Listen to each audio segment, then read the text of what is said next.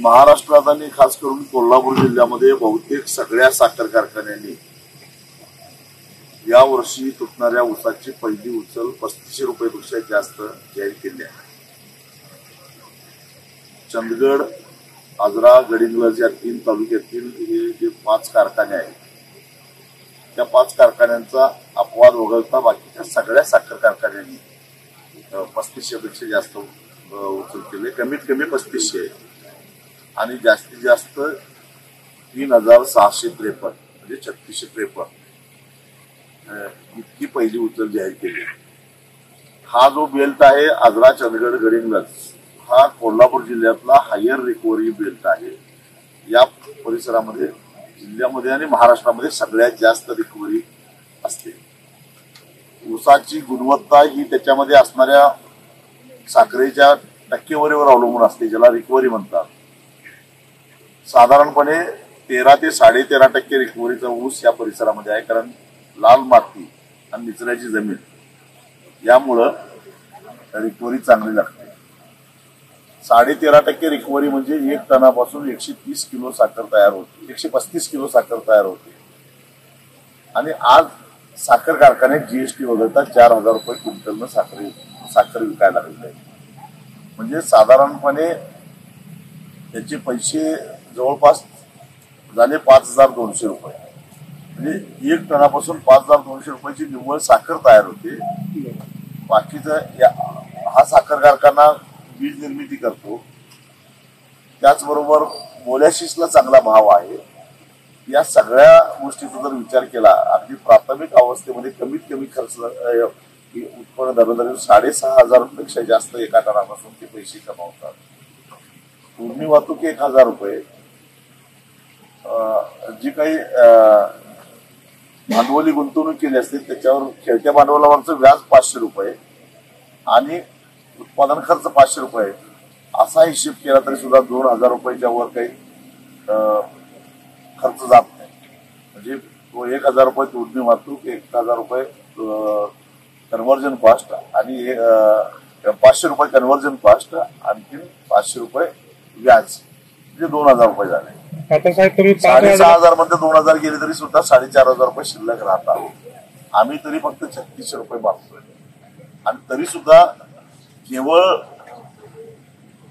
Recovery चोरलेल्या कर्नाटकातले कारखाने कमी देतात म्हणून आम्ही कमी देणार, किंवा ह्या परिसरातल्या कारखान्याने कमी भाव दिला तर मग आपल्याला 3500 पेक्षा जास्त भाव लागू नये म्हणून कागल तालुक्यातल्या कारखान्यांचं याच्यावर असणारं दबाव आणि काही भामट्या पुढाऱ्यांचं असणारं पाठबळ, यामुळे जर काही हे साखर कारखाने व्यवसाय सोडून राजकीय अभिलाषेपोटी राजकारण्यांच्या दबावापोटी पैसे कमी देत असतील तर ते आम्ही सहन करणार. दुसरा मुद्दा, ज्या त्या वर्षाच्या रिकव्हरीच्या आधारानं ऊसाचा दर निश्चित करायचा, हे जे शासन निर्णय 2022 साली महाराष्ट्र शासनानं काढला तो शासन निर्णय आम्ही उच्च न्यायालयामध्ये जाऊन एप्रिल महिन्यामध्ये रद्दबातल करून आणलेला आहे आणि हायकोर्टाच्या सूचनेनुसार मागील वर्षाच्या रिकव्हरीच्या आधारानं दर निश्चित करायचा आदेश झालेला आहे.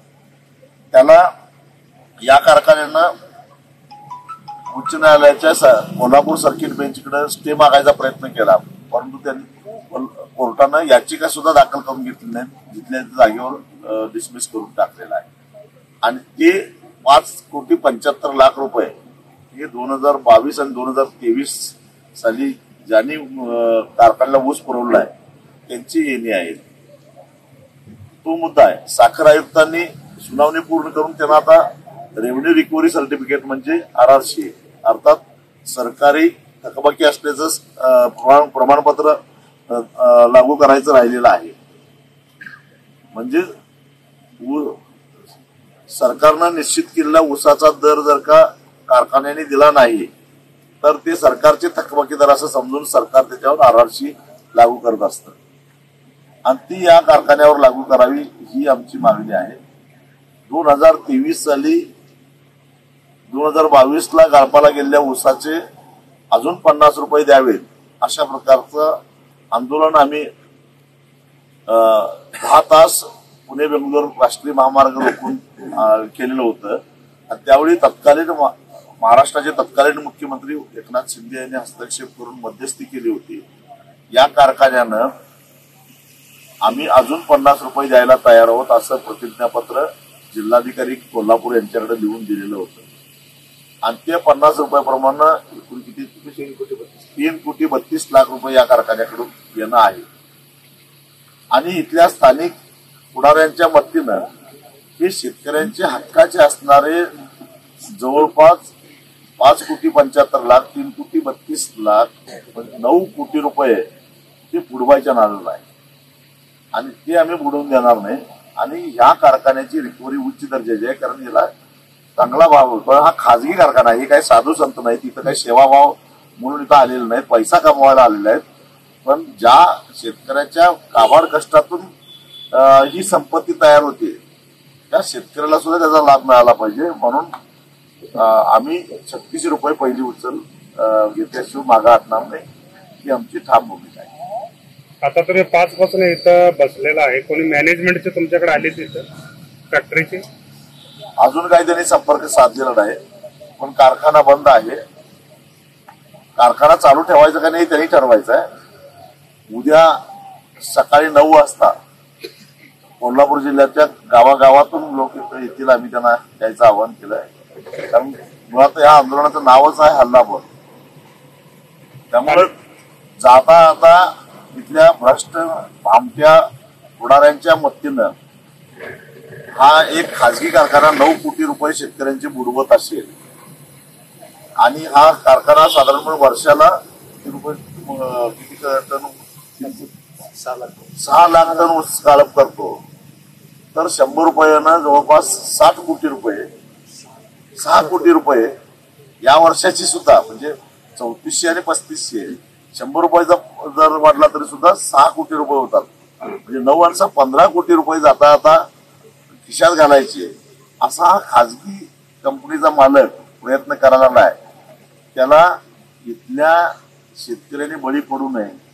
ज्याचा ज्याचा ऊस या कारखान्याला जातो त्यानं, आणि या कारखान्यानं तोंड उघडलं तर बाकीचे 4 कारखाने तोंड उघडणार आहेत. म्हणून आजरा, चंदगड, गडिंग्लज तालुक्यातल्या शेतकऱ्यांनी हातातलं काम बाजूला ठेवून इथं यावं, तर सगळ्यांना त्याचा न्याय मिळेल असं आवाहन आम्ही केलेलं आहे. असं वाटतंय की कर्नाटक शेतकऱ्याला तुमचा लई सपोर्ट आहे, आणि गुरलापूरचा काय मोठा एक स्ट्रगल झाला. गुरलापूरला जे आंदोलन झालं ते गेली 5-6 वर्ष आम्ही जे मेहनत घेतलेली होती त्याचं ते फळ आहे.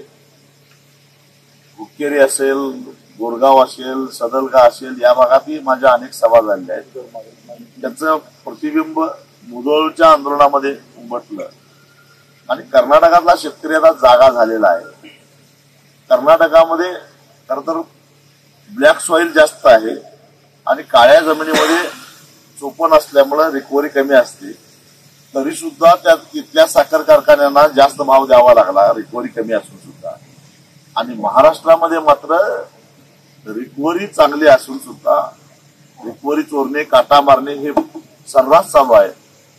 बरं, हे मी पोकळ बोलत नाही, माझे पोकळ आरोप नाही. खुद्द महाराष्ट्राचे मुख्यमंत्री देवेंद्र फडणवीस यांनी सुद्धा तुम्ही काटा मारताय, मला ते सगळं प्रकरण बाहेर काढावं लागेल असं म्हणून एक प्रकारे आपण कसं पाठीशी घालतो हेच स्पष्ट केलेलं आहे. त्यामुळे हे चोर आहेत, लबाड आहेत, लफंगी आहेत, यांना आता नीट केल्याशिवाय आम्ही स्वस्थ बसणार. सर, आपण हे सेंट्रल गव्हर्नमेंट दबाव आणायचा आणि ऑल इंडियामध्ये एकच उसाला रेट आणू शकत नाहीत काय? बरेच एक फॅक्टरी असं झाले की एक देतो 3,000, एक देतो 2800, असं का व्हायला लागले? ऊसाचा दर हा त्या कारखान्याला जो ऊस पुरवला जातो त्या ऊसाच्या गुणवत्तेवर अवलंबून असतो. त्यामुळे एकच दर असा, कारण काही कारखान्यांना 18 महिन्याचा ऊस होतो ज्याची रिकव्हरी जास्त येते, काही कारखान्यांना 9 महिन्याचा ऊस येतो त्याची रिकव्हरी कमी असते.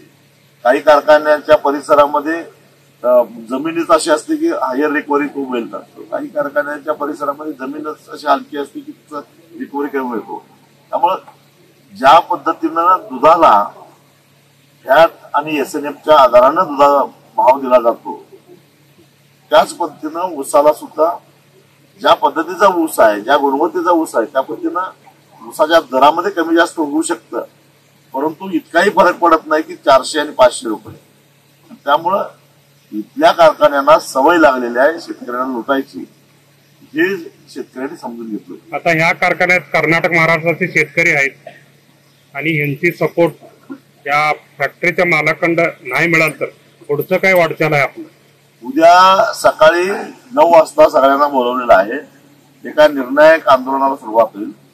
कारखाना तर चालू होऊन देणारच नाही, पण त्यांना त्याची किंमत ही चुकती करावी लागेल. एवढंच नव्हे तर ही कॉर्पोरेट कंपनी आहे ओलम, आणि आम्ही जर का साखर आयुक्तांच्याकडून रेव्हेन्यू रिकव्हरी सर्टिफिकेट इश्यू केलं RRCचं, तर त्याचा त्यांच्या बॅलन्स शीटवर त्याची नोंद होते, आणि त्यामुळे या कॉर्पोरेट कंपन्या ज्या शेअर मार्केटमध्ये आहेत त्याच्या शेअर मार्केटवर सुद्धा त्याचा परिणाम होतो. ही त्यांना सांगायला त्यांना कळतं, कारण हा असा प्रयोग एकदा रेणुका शुगर झाले गुलमर्गला आता टेक ओव्हर केले त्यांचे बरेचसे शेअर्स, आणि दालमिया शुगर यांना याचा एकदा फटका बसलेला आहे, आणि त्यावेळीपासून ते शाणे झालेले. ओके, धन्यवाद साहेब. Thanks for watching. Read, discuss and debate with editor Dr. Yan Prashant Rao. Wanted reporters in print, digital and visual media for Bharat Vaibhav Daily Newspaper, BV News 5 Channel and BV Fast Web News from all the talukas of Karnataka, Goa and Maharashtra. If interested, send your resume to 9019229369.